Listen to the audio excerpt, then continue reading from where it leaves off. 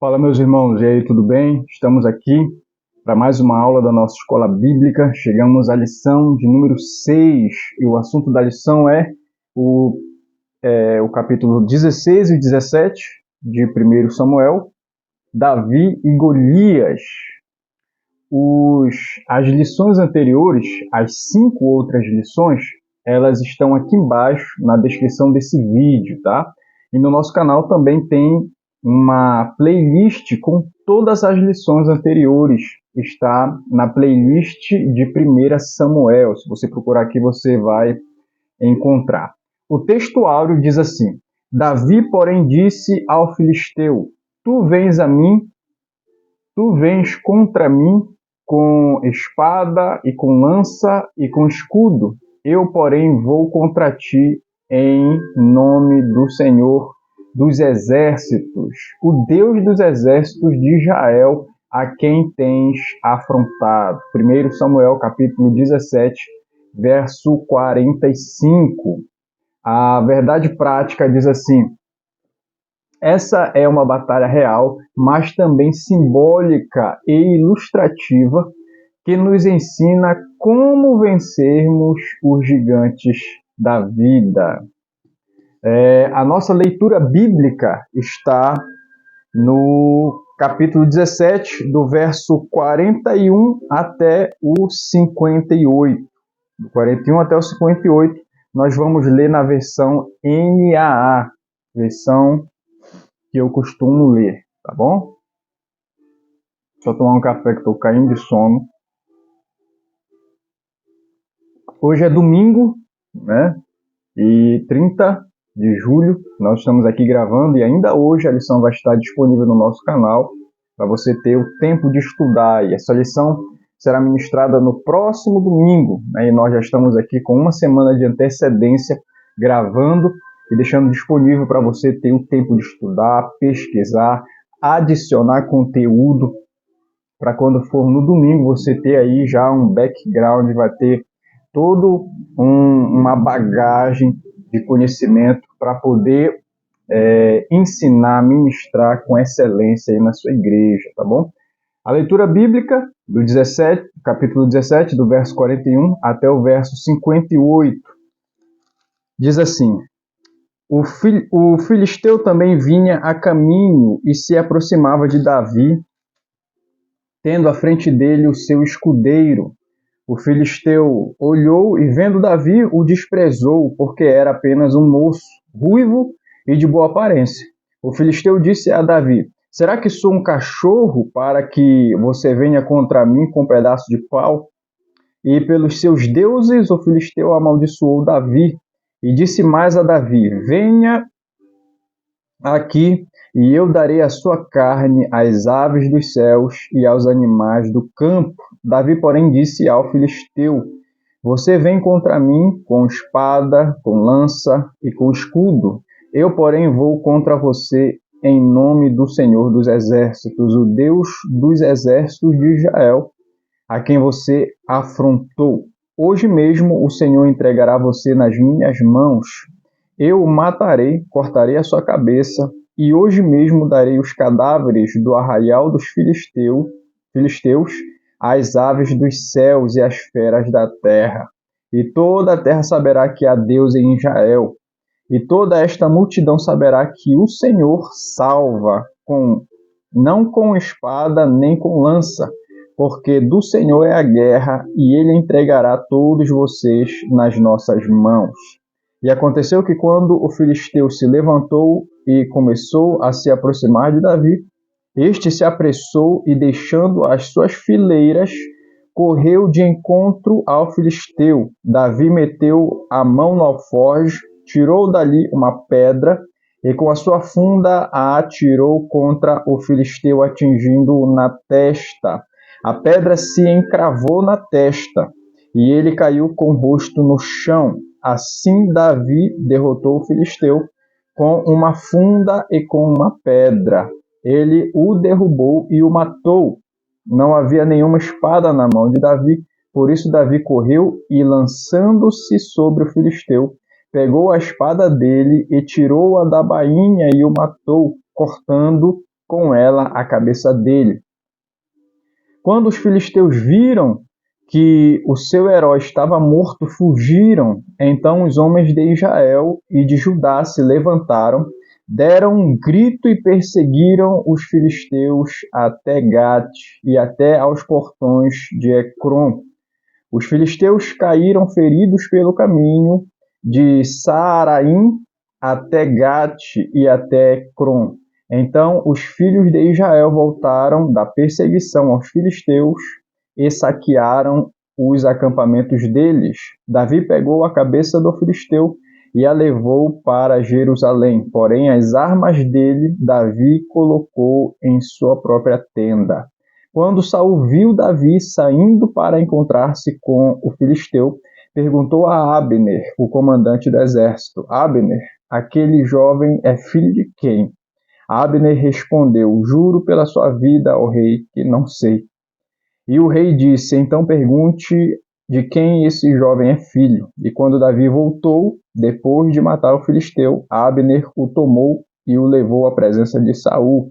Davi ainda trazia na mão a cabeça do filisteu.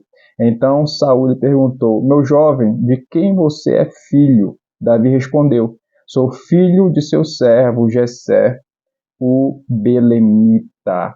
Amém. Até aqui a nossa leitura bíblica. A nossa lição tem 3 objetivos. Primeiro objetivo, destacar a importância dessa batalha. Segundo objetivo, enfatizar que os Golias de hoje podem ser derrotados.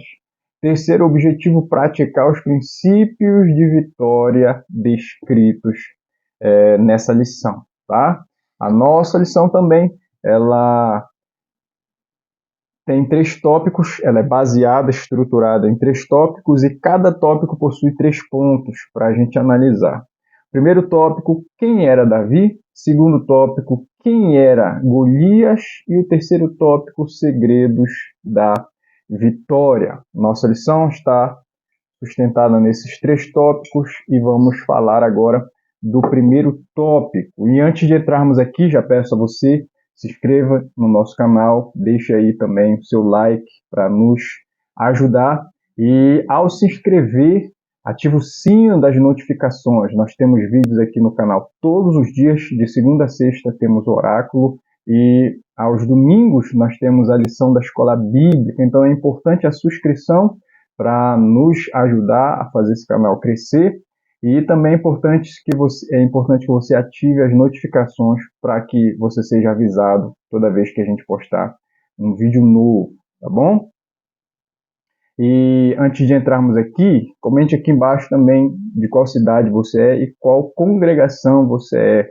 Nós somos de Belém do Pará, a Igreja Mãe, Assembleia de Deus, mas tem muita gente que nos acompanha de Manaus, de São Paulo, São José dos Campos, e também tem do Maranhão, de vários lugares, né? Que Deus abençoe a todos os nossos irmãos que nos ajudam, que nos acompanham, que compartilham os vídeos do nosso canal. Estamos chegando já a 2.000 inscritos, temos 1.700 e alguma coisa aí. Logo, logo vamos chegar a 2.000 inscritos e eu sou grato a Deus pela sua vida.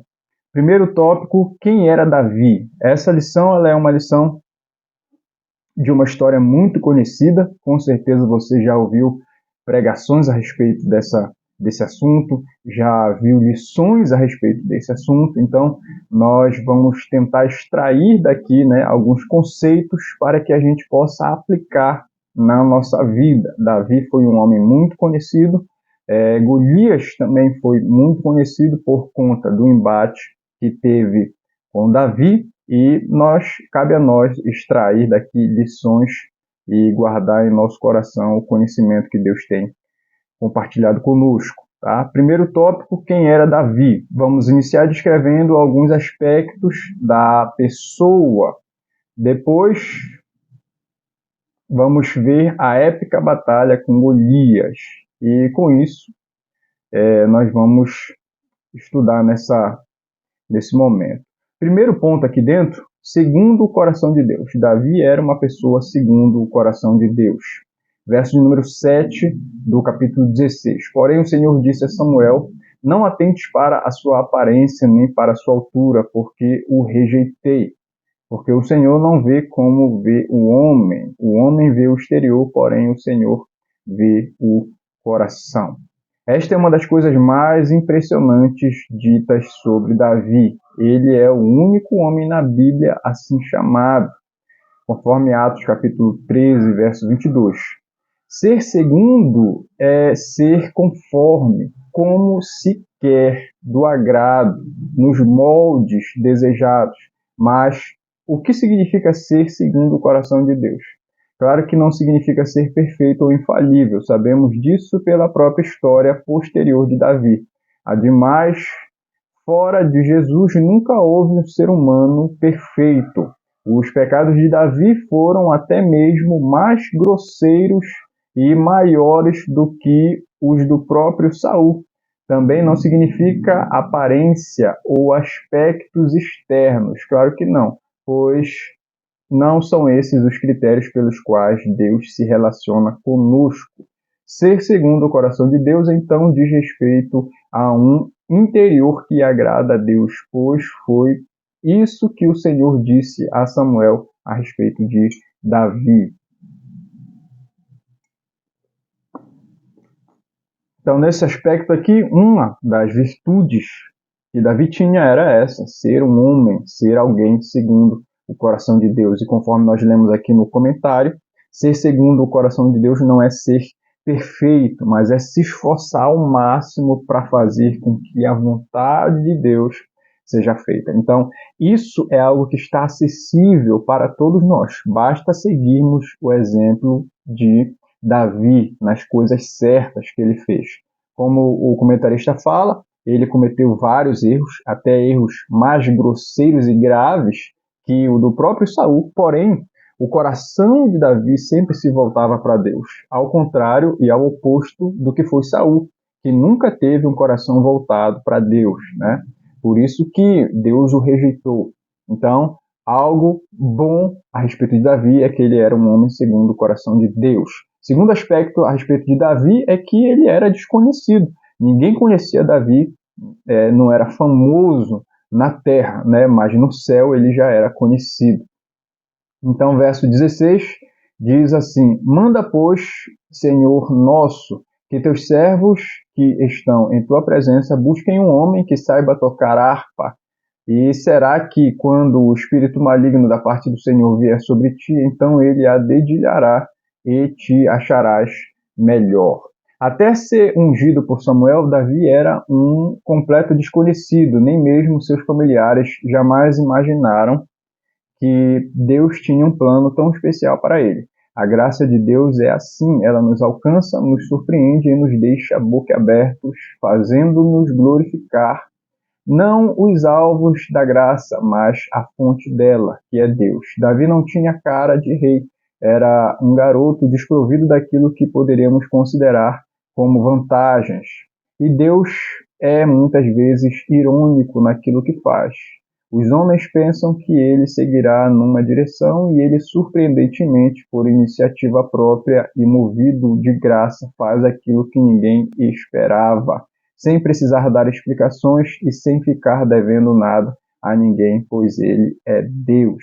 Então, aqui um outro aspecto, Davi, uma pessoa desconhecida, como eu disse antes, não era famoso, mas ele já tinha algo muito importante, que era comunhão com Deus. E aquilo que ele fazia, sempre nós vamos ver na história as pessoas se destacando por aquilo que elas fazem para Deus. Por aquilo que elas fazem para Deus. Davi, ele era um especialista em tocar o seu instrumento, e ele fazia aquilo ali, tocava a harpa para glorificar a Deus. E quando surgiu a necessidade de alguém tocar para o rei, quem eles escolheram? Alguém que era conhecido por louvar e por glorificar a Deus. Isso aqui é maravilhoso, porque aqui não tem nada a ver com outras virtudes que Davi possuía. Ele foi trazido ao palácio, né, trazido à presença do rei, porque ele era conhecido como alguém que adorava a Deus e que tocava muito bem o seu instrumento. Terceira terceiro ponto aqui dentro desse tópico ele era um poeta e um músico. Capítulo 16, verso 17. Disse Saul aos seus servos: buscai-me, pois, um homem que saiba tocar bem e trazei-mo. Uma face admirável em Davi é a sua verve poética e musical. Ele se mostra assim como alguém sensível, nada menos do que a metade dos salmos saíram de sua pena, e possivelmente alguns daqueles não atribuídos a ele também. Seus cânticos não são contemplações vazias ou panteístas, mas extravasam um interior encharcado de Deus e de uma fé pessoal nele. É digno de nota que o maior livro da Bíblia seja um inário com 150 poemas e canções. Infelizmente, não temos a melodia original dos Salmos, mas certamente foram sublimes. Então, mais uma vez, nós vamos destacar aqui o poder que a comunhão com Deus faz das pessoas, né? Davi, ele era uma pessoa que tinha um relacionamento com Deus, e isso não veio por ele ser ungido como rei, isso já existia, né, antes dele ser ungido a rei. Nós podemos até dizer que Deus o escolheu por causa disso, porque ele era alguém que o seu coração estava em Deus. Então, se a gente fosse olhar o exterior, como foi a visão do profeta Samuel, Davi não se encaixaria, não teria nenhuma característica que o destacasse visivelmente, né, externamente, para ocupar o cargo de rei. Mas as suas virtudes eram internas e Deus via isso. Nós temos que frisar muito bem isso. Deus, ele conhece as nossas virtudes internas. Então, assim, contrariando talvez a visão de todo mundo, inclusive a do profeta Samuel, Deus escolhe Davi. Talvez contrariando até mesmo a visão do próprio Davi, porque com certeza na época ele não se achava uma pessoa capaz e que pudesse se assentar no trono. Mas Deus já via isso lá no futuro. Então isso aqui é muito importante nós termos essa visão que muitas vezes o Senhor vai nos colocar diante de desafios que obviamente não vamos nos sentir capazes de superar, de vencer, de avançar, mas o Senhor ele nos impõe essas tarefas, esses cargos, para que a gente exatamente possa evoluir, possa crescer, né? Nós nunca vamos se achar dignos ou capacitados para exercer qualquer coisa para Deus. Deus sempre vai colocar diante de nós algo que é maior do que nós, para que a gente dependa dele e creia nele que com a ajuda de Deus nós vamos conseguir. Então Davi, ele era poeta, era músico, tinha comunhão com Deus, e as coisas que Davi fazia do que diz respeito à arte, à música, ao poema, era para Deus. Então isso fez com que tudo isso ficasse registrado, né? Grande parte dos salmos de Davi ficaram registrados no livro dos Salmos, que é um inário, e também muita coisa se perdeu, né? Muita coisa se perdeu na história, mas nós temos registro de muitas coisas. Agora vamos falar um pouco de Golias, que é o segundo tópico. Quem foi Golias? Quais as ideias, quais os ideais de Golias? Aqui nós vamos ver no primeiro ponto um gigante, conforme Samuel capítulo 17, verso 4. Então saiu do arraial dos filisteus um homem guerreiro, cujo nome era Golias, de Gate, da altura de 6 côvados e 1 palmo. Golias, originário de Gate, foi um homem de estatura singular. Alguns o veem como descendente dos Refaíns, uma raça aborígene, mencionados em Deuteronômio capítulo 2, verso 20. Outros o relacionam como vindo dos Anáquins, que também eram conhecidos pela estatura elevada, conforme Números capítulo 13, verso 33. Há relatos lendários em vários povos sobre homens muito altos. A altura presumível de Golias era de 2,96 centímetros, que é o que corresponde a 6 côvados e 1 palmo. algo realmente inusitado e assustador em se tratando de um guerreiro. Então aqui o primeiro aspecto de Golias, um gigante, cara, de quase 3 metros de altura, e além de ser muito alto, ele era um guerreiro muito experiente em batalha. Então até aqui nós vemos que Golias, ele é o herói dos filisteus, alguém que é um guerreiro muito experiente em batalha e invicto, nunca havia perdido uma batalha. Segundo ponto aqui, nós vamos ver que ele era um representante dos filisteus, dado o desafio que ele faz. Verso 17, verso 9 do capítulo 17. Se ele puder pelejar comigo e me ferir, seremos vossos servos. Porém, se eu o vencer e o ferir, então sereis nossos servos e nos servireis. Era comum nas guerras antigas que os militares, em vez de se entregarem às matanças coletivas, elegessem um representante de cada lado para que duelassem em nome do seu exército e do seu povo. Quem vencesse, venceria não apenas o outro adversário, mas toda a guerra e submeteria automaticamente o outro povo. Golias era um campeão filisteu cheio de empáfia, alguém que não possuía ideais, mas gostava da guerra pela guerra, um valentão cheio de adulações e que desprezava o próximo do alto da sua arrogância e aparente invencibilidade. Então, como nós vemos aqui, um guerreiro invicto, invencível, alto, forte e que em quem os filisteus depositavam toda a confiança, pois ele representava todo o exército e todo o povo dos filisteus. Então nós estamos vendo aqui um ícone, né? E o terceiro ponto é o símbolo que ele traz. Golias, ele é o símbolo maior, o exemplo maior em quem os demais soldados se espelhavam. Verso 16 do capítulo 17.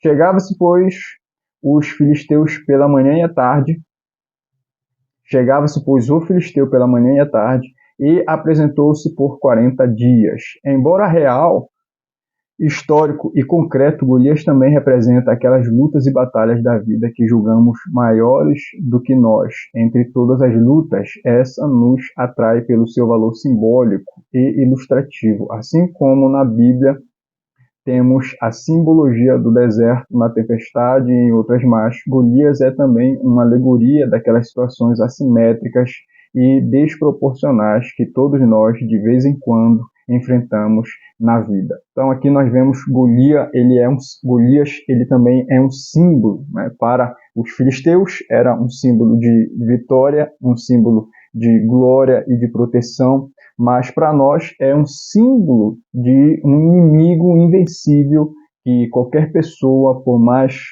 hábil, habilidosa que seja, não poderá vencer sozinho com suas próprias forças. E nós conhecemos a história, Davi o vence, mas nós vamos agora no terceiro tópico, destacar alguns segredos que Davi ele expressa ao confiar em Deus para poder enfrentar o Golias, né? Algo que foi fruto da comunhão de Davi com Deus. E é o primeiro ponto que nós vamos ver aqui, ó. Comunhão com Deus. Terceiro tópico, segredos da vitória. Primeiro ponto, comunhão com Deus. Verso de número 26 do capítulo 17. Quem é, pois, esse incircunciso filisteu para afrontar os exércitos do Deus vivo? E o povo lhe repetiu as mesmas palavras. Um dos segredos de Davi foi esse. Davi amava e andava em profunda comunhão com o seu Deus. Também pode ser o nosso. A expressão do texto bíblico, o Senhor é com ele, diz tudo. Há quem viva obcecado por rituais e participando de intermináveis campanhas, onde ganham mediante uma oferta, amuletos e mantras, mas o segredo da vitória contra os nossos inimigos, né, Golias, não tem a ver com algo, mas com alguém. A vitória é fruto de um relacionamento com Deus. Então, o primeiro segredo aqui de Davi é ter comunhão com Deus.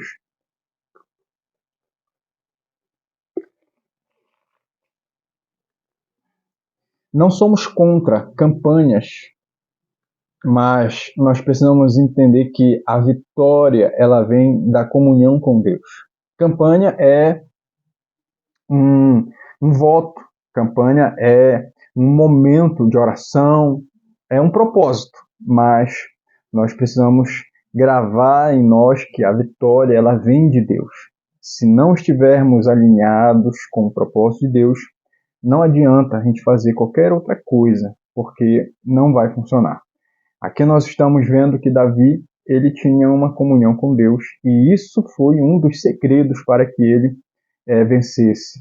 Segundo ponto aqui dentro é confiar no poder de Deus. Verso número 45.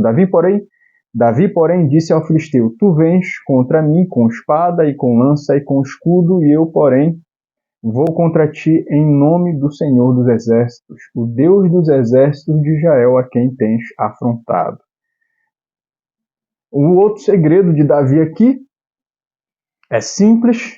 Nós aprendemos que Davi ele confia no poder de Deus. A gente poderia destacar várias coisas daqui, mas nós vamos falar apenas um. Davi ele confiava que Deus iria fazer alguma coisa para que ele fosse vitorioso.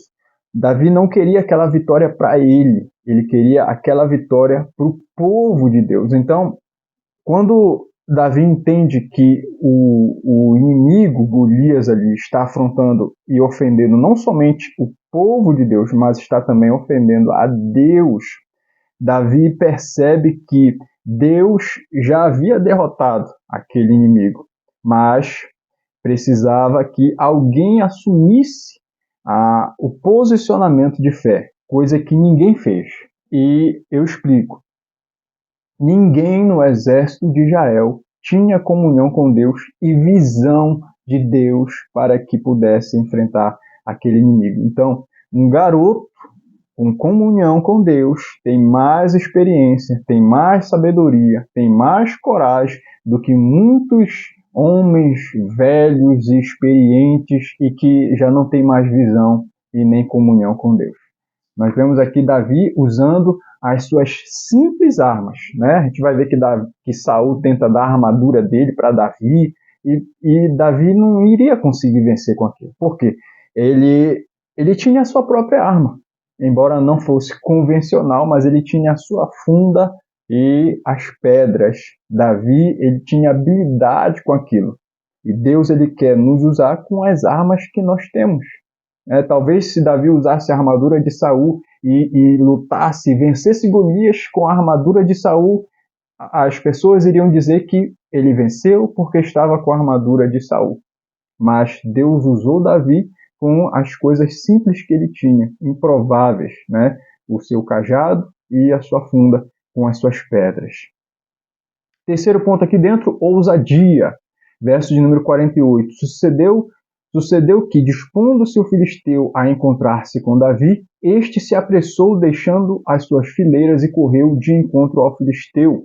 Enquanto os soldados de Saul corriam de medo e pavor e se acovardavam diante de Golias, a mesma escritura diz que Davi correu para encontrar-se com o gigante na batalha. Em outras palavras, quando os soldados de Saul corriam do gigante, Davi correu em direção ao gigante. Isso aqui, irmãos, é fé. Eu não vou dizer que Davi ele era experiente em batalha e que tinha força e sabia lutar, que ele não tinha nada disso. O que ele tinha era fé. E o que ele fez aqui foi usar as armas que ele possuía e ele creu em Deus que o gigante poderia ser vencido através das armas que ele tinha. Então isso aqui não é, antes de qualquer coisa, isso aqui é uma batalha espiritual. Que Davi sabia que Deus era poderoso para dar vitória ao seu povo. Então você conhece a história, Davi pega a sua funda, pega uma pedra e dá-lhe uma pedrada na cabeça do gigante, na testa, e essa pedra fica encravada na testa de Golias. Golias cai com o rosto em terra e Davi pega a própria espada de Golias e corta a cabeça dele, né? E assim ele vence o inimigo, e com isso o povo filisteu foge e o povo de Israel vai em perseguição e derrota os inimigos ali. Então, o que nós precisamos extrair daqui? Nós temos que ser aqueles que possuem comunhão com Deus. Antes de qualquer coisa, o segredo está na comunhão com Deus. Tendo comunhão com Deus, o Senhor vai nos dar estratégia, vai nos dar visão, vai nos dar a coragem necessária para sobrepor e para romper com as barreiras e dificuldades. E por último, o Senhor nos fará vitoriosos, porque saberá que no fim de tudo nós vamos dar glória a Deus. Vamos saber que Deus foi o que fez todas as coisas, inclusive fez com que vencêssemos a guerra. Aplicação pessoal. Em nossas batalhas, façamos as opções que Davi fez. Ele escolheu andar com o seu Deus e confiar nos seus métodos. Se assim fizermos, nossos Golias também vão cair. Então, muito obrigado por nos acompanhar até aqui nesta incrível e maravilhosa lição. Responda aqui nos comentários o nosso questionário da lição. Primeira pergunta: mencione 2 características de Davi aprendidas nessa lição. Segunda pergunta: qual era a altura aproximada de Golias? Terceira pergunta: de acordo com a lição, quais os métodos de Davi para vencer? Mais uma vez, te agradeço por nos acompanhar até aqui. Os links das lições anteriores estão aqui na descrição desse vídeo. Agora, no final do vídeo, se você ainda não deixou o seu like, deixe o seu like nesse vídeo e compartilha com alguém. Fique na paz e até a próxima.